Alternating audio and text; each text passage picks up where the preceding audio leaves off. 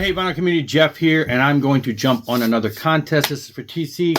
I'm not going to spend a lot of time explaining it. There are a lot of questions, 9 questions, all based around 3 years in the VC, I believe, is the celebration here, and a lot of 3s, and I don't want to make this too terribly long, so I wrote them all down so I can run through these real quick. Check out his channel, link below.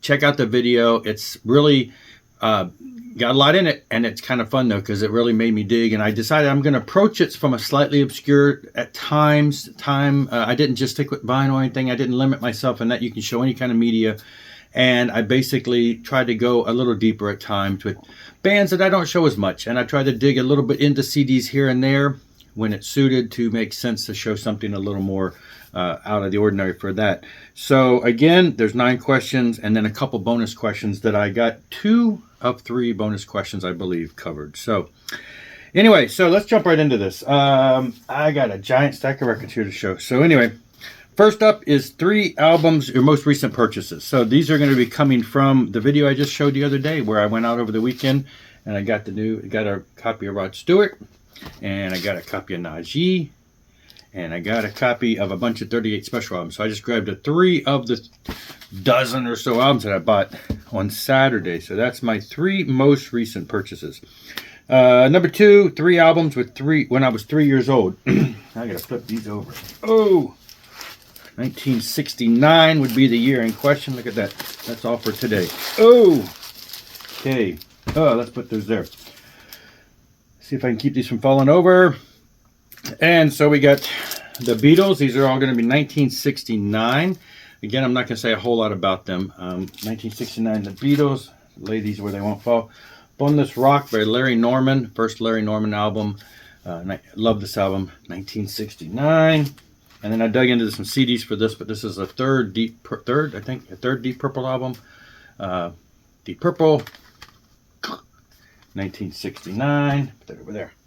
All right, up next, 3 albums when I was 13, which would be 1979. This is one that I bought on Saturday, so I get to show it again. 38 Special, 1979. Put that down there with the recent issues. Sammy Hagar, Street Machine. I love the old Capitol years. Sammy Hagar, love this stuff. Street Machine. And Narita by Riot. Band that didn't take off as much as they should, but it seems like everybody that loves them a lot, and I'm one of those people. So this is the early years of Riot. All right, 3 albums. Question number 4, 3 albums from when an age that we included a 3. Our closest age included a 3. So for me, that'd be the age 53, which would be 2019. So 2019, we've got the album 10 by Michael Sweet, singer from Stryper, of course. Michael Sweet solo stuff, 10. Ron Keel, Fight Like a Band. He has come back with a couple great albums in recent years, and that's one of them. I think this was one of his most recent, but then he has some singles that came out after that. And realizing now that this album is 4 years old and they need to put a new album out, but Third Degree by Flying Colors. This is their 3rd album, and it's been since 2019 since they put an album out. So yeah, if you're not familiar with Flying Colors, check it out. Super group. It's got Neil Morrison, Mike Portnoy, and Steve Morrison.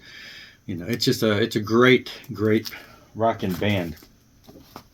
All right, number 5, 3 in a band name or album title. So you're looking for a band name or album title that has 3 in it. Going for Chickenfoot. This is actually their 3rd album. It's just called 3. So Chickenfoot. If you're not familiar with Chickenfoot, you better be. Anyway, you see there, Sammy Hagar, Joe Satriani, etc., etc., etc. 3 Inches of Blood. Here's a good question for you. How do you file these? Because, of course, you look these type of things up on Discogs, and 3 is in the numeral section. So your collection starts off with numbers. Or do you file them away in T? I file mine away in 3, in T. So 3 Inches of Blood would be under the number spelled out 3. So there. 3 Doors Down. I did not show them, but 3 Doors Down. Same thing. They all have 3s in the number, but I file them under the name. 3 Sides of One by King's X. Most recent King's X album, 3 Sides of One. Okay, up next is 3 in a song title. So the word 3 in a song title. And the first one up we're going for, we're also shooting for, it says Chemist Hunted. We're also shooting for one of the bonus questions that's tied into question number 6, and that is if the song that has 3 in it is the third track, you get a bonus. There you go, third track, 3 Gates on the Chemist album. So there you go, bonus question nailed too. Hopefully you can see that. Up next we got Liquid Tension Experiment and their song. Which way is it going to be better to open this? Well, I'm going to have to go this way now. Track number 9 on side 3, 3-minute warning. Hopefully you can see that. Hopefully I can find out why this is not wanting to go back in there. I'm not going to waste time fighting with it. And then we got We Three Together from Larry Norman's American Roots album, track number 11. We Three Together. Cute play on words there. All right. Then let's see. Next is number 7. 3 bands with 3 members, 3 trios. So we got the Winery Dogs. Again, we got Mike Portnoy, we got Billy Sheehan, you know. So anyway, Winery Dogs, 3-piece band. Exciter is Canadian thrash metal band. The reason that these came to mind especially is the fact that in about next month they're actually doing a North American tour, and I'm hoping to go see them, but it is a distance away. And then the other I was going to mention, which I got to go back and grab from the previous show, is King's X, 3-man band. So re-showing this one, King's X, so a super great 3-man band. All right, up next, 3 record sets. Now I did limit myself here. I didn't want to go with live albums because I got a lot of live albums that are 3 records. That's kind of like whatever. I did cheat a little in the sense that when it comes to CD versus vinyl, a 2-record vinyl CD set's going to end up being probably a 3-record set. So I just stick with vinyl because it did have more options there. I stayed away from box sets. Box sets tend to be, you know, multiple discs. So anyway, I'm sticking with 3 studio type releases, even if it's bonus tracks. Innocent and Danger, the most recent from the Neil Morse band. It is a actual 3-album set because he writes lots of long prog type rock songs.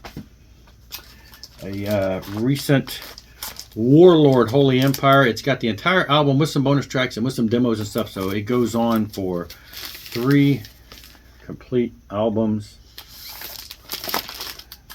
of studio material. And then a classic, Garage Inc. by Metallica. This came out years ago, but it brings in all of their different cover tunes, and it spans a 3-record set of all kinds of old tunes and new tunes that they have released. 3 discs worth. So you go, 3 studio albums from Metallica. All right, so that's it. The number 9, shout out 3 channels. Now I was going to pick one guy, and I saw he already did a video, and I'm like, okay. So I went back, and so Gary at Physical Format Rock and Roll, I'm shouting out to him because he just posted a contest entry video for me and notified me this morning, so he's fresh on the mind, and I'm sure he would have some great stuff to show for this contest. So I'm shouting out to him.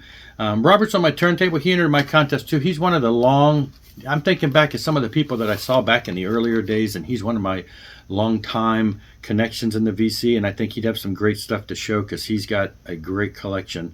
And then Randall Weaver, who I have done some trading with before, and again, he's another long-term person. I think he's got a pretty extensive collection and would probably have a great time doing this. So those are my 3 shout-outs.